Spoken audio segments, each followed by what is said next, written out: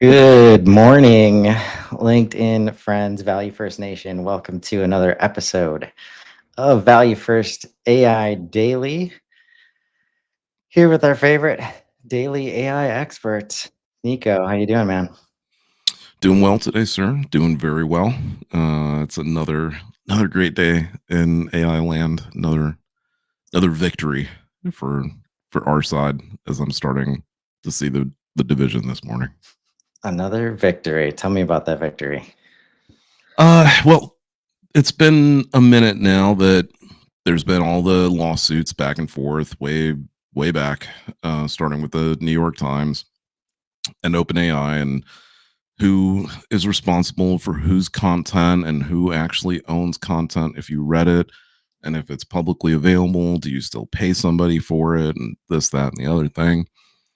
And given just the insane amount, just the volume of data that needs to be ingested for these models by way of books and learning and materials, it's extremely counterintuitive to try to put a pay gate in front of that before you even try like start and say, no, you got to figure out how to pay all these people first before you can actually get any of this content. And so of course, they kind of just like broke down the door and trained on the content prior to actually asking anybody first. um that tends to be the easiest and best way forward. So all of a sudden lawsuits start flying around. Most recent one against Anthropic. Didn't think that it was going to be that serious, but Anthropic, they I get it. I don't know if they're doing it on purpose. Maybe they are. Who knows?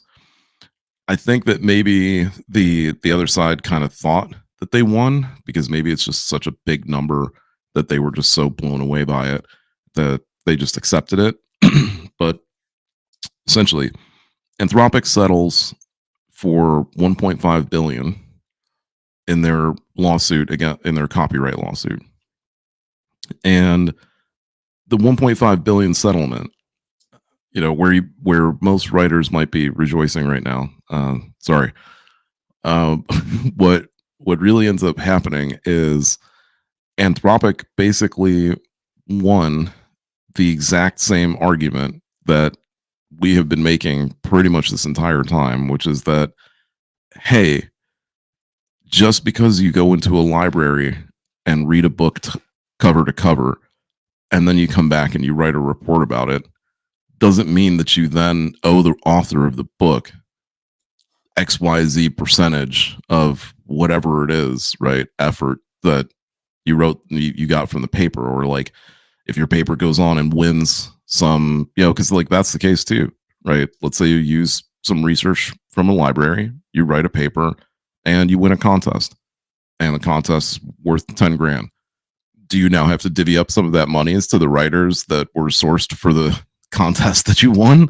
Right? We don't do that. So why would you ask a language model company to pay for the content that it's sourced for the output that you got? Right?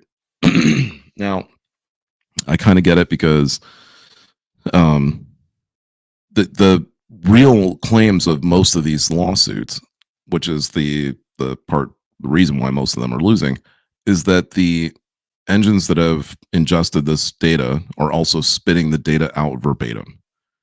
And that's where everything like breaks up, and that's where everybody starts losing, because that's not what's happening, right? They're training on it just like a person would. They're learning on this data.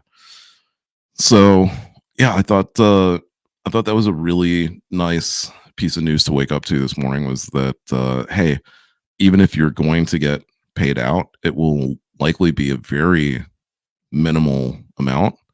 Um, Rightly so, because unless it's like seriously high end quality written content, you're not going to see like I don't know what people's expectations were, right? I don't know what the expectations were from most people.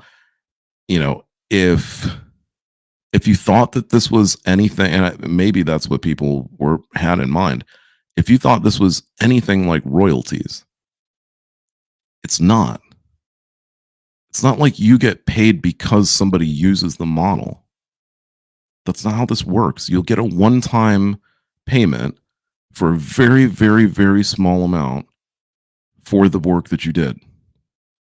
So even if, right, even if you thought your work was super important, at most, I don't know. I'm just spitballing because I have no idea. I haven't looked at the actual details of the lawsuits yet. I don't know. Let's just say that at most you got 50 grand out of it. And I hope that's what you valued your work at. Or I hope you valued it less than that, so at least you got more than you thought you did. I don't know. I don't know how that works out, but all I know is it's going to be a one-time payment. You're definitely not getting paid the same amount again, let alone getting paid again. Yeah, and Um, I would imagine like most will not be close to a number like that. no, Um, I mean, this is a part of our capitalist infrastructure that I can't wait to be done with. Like, so much of this is done in an effort to signal and like just on principles they want to win this, when mhm, principally our this legal structure around copyrights were just not built for the AI world that we're in now, no, right? And that's where if any of these people put any of this energy into creating value, like how much farther along like could we be, as like if their content, that's where if their content is actually valuable. mhm, Um like, because it's like, meanwhile you've got the whole of marketers and like B2B and SaaS infrastructure talking about AEO. Like, how do you show up like in search engines? right, Like by giving them content. Like yep, and now like that's the thing, like how many of these people are benefiting from having their name in the bright lights of Claude or GPT or Gemini or Grok, like being distributed in ways that they could not even imagine, in places they could not even imagine. And influencing more people than you ever thought you might. yeah, Like, like why it's did you write the book? If it yeah, was to make money, like the you're I not think gonna have the about the impact you want no matter what. But if it was to actually move people and create change and give insights, now you will be able to do it at a scale that has not been realized before right, right now, right? So all this, just the whole litigious culture that we have is going to go by the wayside, within a few years. Um, yeah, it's just yeah. like all of this stuff that just feels, I guess we get back to the word vibe. If it just feels wrong, like it's going to go away, like, Yeah, because there's no place that for you it. can that's the funny part, right? Is what you were saying earlier in terms of the structures that we have now in the face of AI. I'm watching this like almost on a daily basis. I'm watching this clash between like the younger tech crowd and legalities and Wall Street and corporate America. And the clash is massive where the younger tech crowd is just like, what is with all this red tape? What Yeah. is with all this like bullshit that's in the way of progress and production? Like why are we so like completely hammered down by red tape from IP, right? Like IP has Yeah. just become this like huge stranglehold on shit, right? Have you heard about And the Gen Z stare? yeah, yeah, I've heard about Like, I got caught up on that on LinkedIn, like in the trending videos. So kudos to the feed for yeah, informing me on what this is. But this is a result. Like that stare is basically, are you kidding me? yep, Like right now, yeah. right? Like in whatever situation.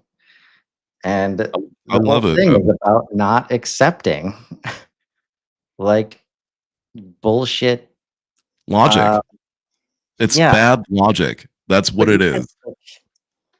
like cultural norms of I'm supposed to be this. I'm supposed to like give you the time Yeah. of day, Yeah. even if you're just speaking nonsense to me right Right. now, right? And they're not here for it. I mean, I feel like I've never had a good poker face, right? So that I've I been mean, doing like, that for a while, where does but everybody think that revolution, I gotta tell you, that I'm aware of, revolution never came from the elderly. Like, just in my lifetime, I never saw the older people be the ones to make change happen, ever. They were always the ones to bitch about change not happening and how much they wish it would happen, right? And it was always up to the younger generations to actually make that change happen. And the same thing is going on now, but it's going on at an exponential rate, and that's because it's a technological change, and younger generations can adapt to that faster. So it's getting even more widespread. Like when I read the stories and I watch the videos about college and how AI is affecting college and how AI is affecting job markets and how people are struggling basically to make this transition. And I'm reading about joblessness and how people are losing their jobs to AI. All I'm hearing and all I'm seeing at this point is, oh, evolution is happening. Oh my gosh, evolution is happening and things are changing and things are getting shaken up. And then I look at what the job seekers are looking for, and the job seekers are looking for people who are basically hungry for what they want to do and are passionate about what they want to do. And then I don't hear like a whole lot else, right?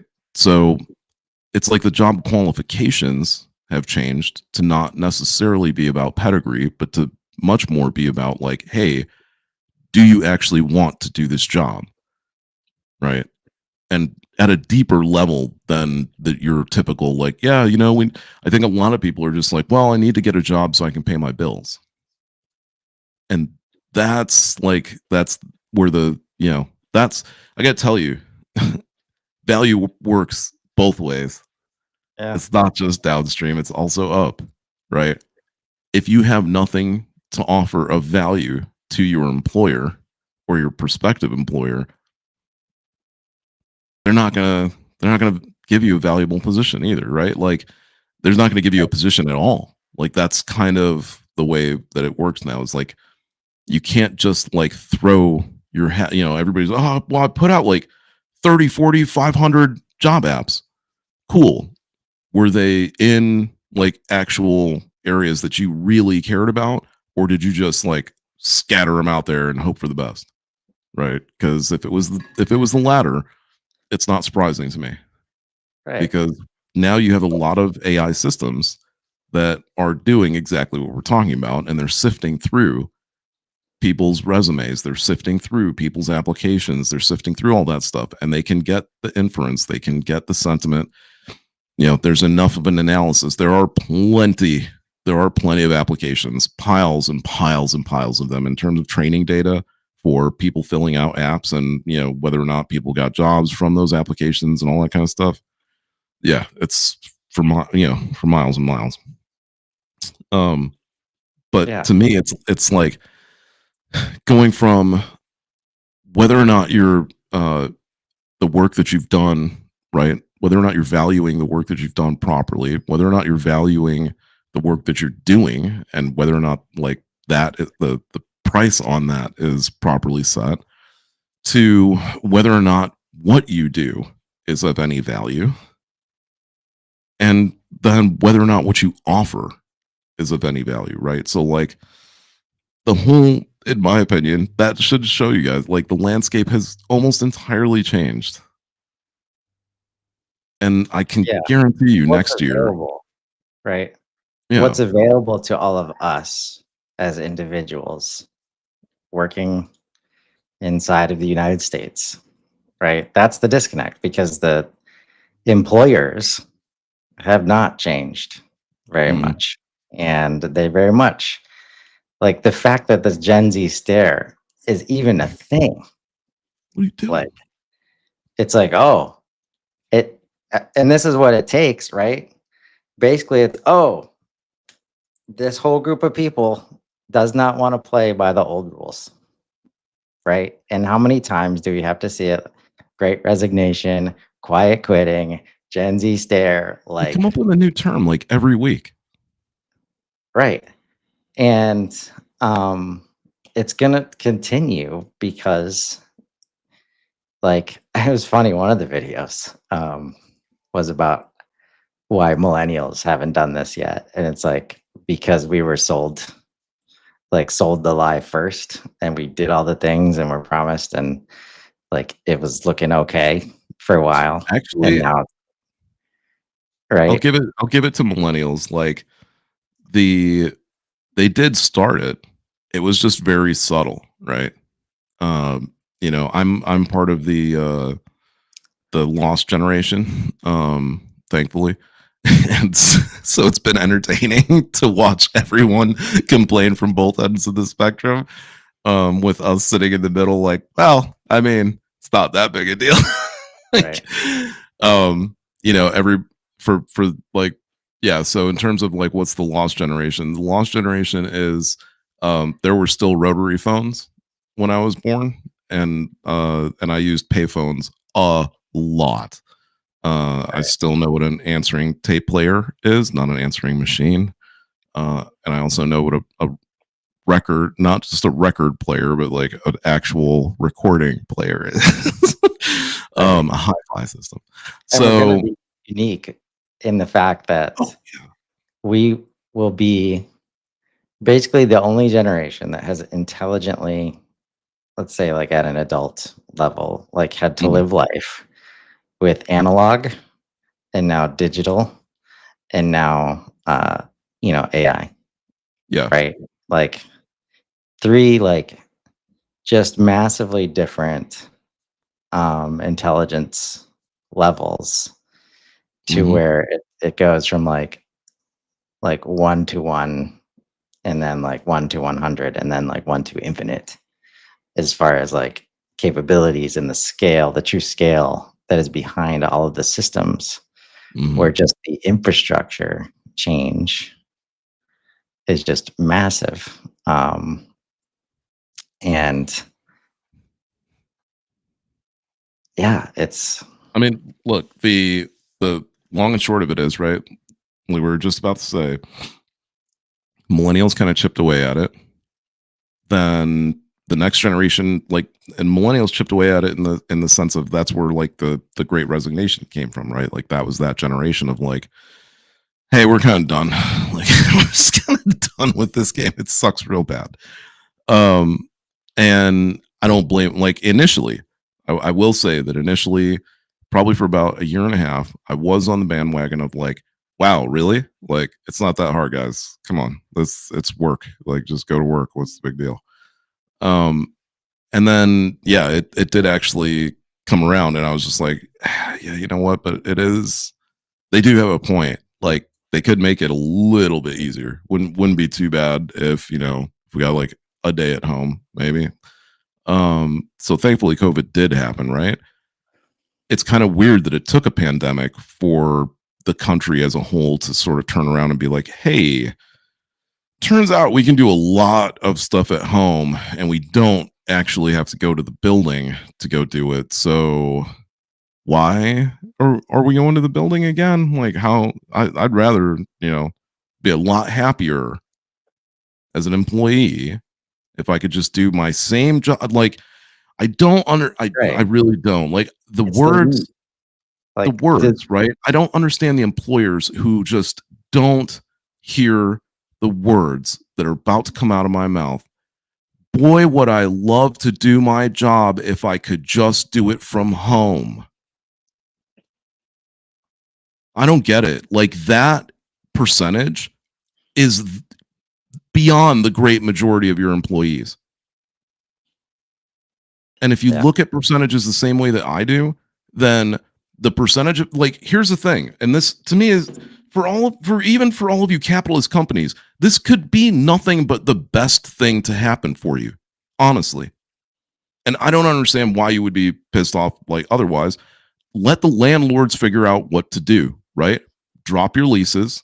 Who cares? You know it's going to cost you less to get out of the lease than it will to continue and hold on to it, right? And what do you care? What do you owe the landlord anyway? Nothing. So get out of it. Who cares, right? Unless you're JP Morgan and you bought the building. That's your problem, man. Oh, wells, stuff happens. Otherwise, if your employees are doing the exact same amount of work, if not more work from home, you win. Less overhead. You don't have to keep the lights on as much. You don't have to pay for pizza parties. You don't have to whatever the hell it was, right? And they like their job more and they're working harder. Okay? Now, in the tiny, tiny percentage, and I know it is because I've looked at it every single time they try to blow up a story about it. In the tiny percentage of remote workers that quote slack off when they're at home, fire them. God, it must be so easy. It has to be really easy to go to your IT department and ask them whose terminals aren't flickering as much as other people's terminals, and are the non-flickering ones causing the drag.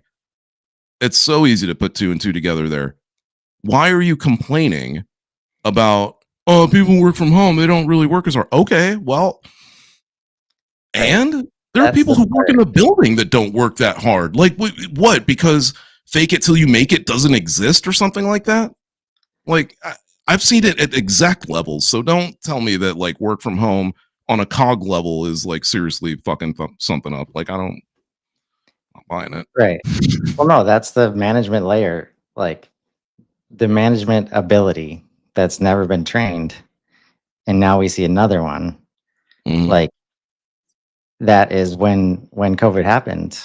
Like, even if all your jobs could be done at home, managing people remotely is entirely different from managing them in person, to where, and I think we see this with digital adoption too, and like talking about physical process versus process inside of a system. You can overcome so much Mhm. through just conversation, and like all five senses are available to you in an office. And like, you just don't have that luxury. And so a bunch of companies did try to like Big Brother to a certain degree, but since they didn't know how to manage that against like actual, like, since a lot of people don't get the managing training that they're supposed to get, now they're just looking at numbers and instead of impact, right? It's so similar to how we think metrics are a solve for everything, when like, especially after inbound, we're seeing so much of, the usual thing happen after inbound and outreach, and Mhm. like, oh, they replied to an email and now they took the next step. That's because we spoke to them for like an hour at the Right. booth. And that whole, like, and this is what AI, this last layer, you can use it as the conversational layer that's been missing in all digital situations, Mhm.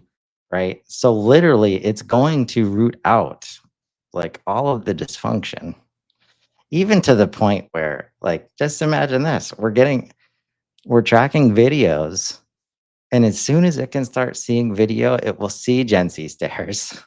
Yep. It will see, poker faces. It will see people being disingenuous. It will see people being really excited and really interested and really motivated to do work, and then serve it up to you in a way that's manageable. So everybody gets to be put in a position, for success.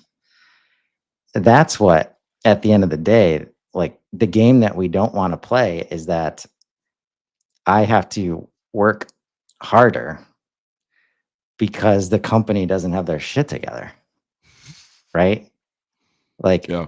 the in AI tools, like when I have GPT at home and you're making me use Microsoft Copilot at work, like, Right. there is no space for forgiveness there, No. because everybody has access to the same set of tools.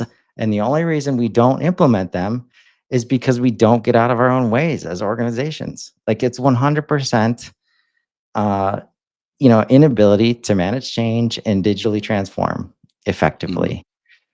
And employees don't want to and shouldn't have to take responsibility for that.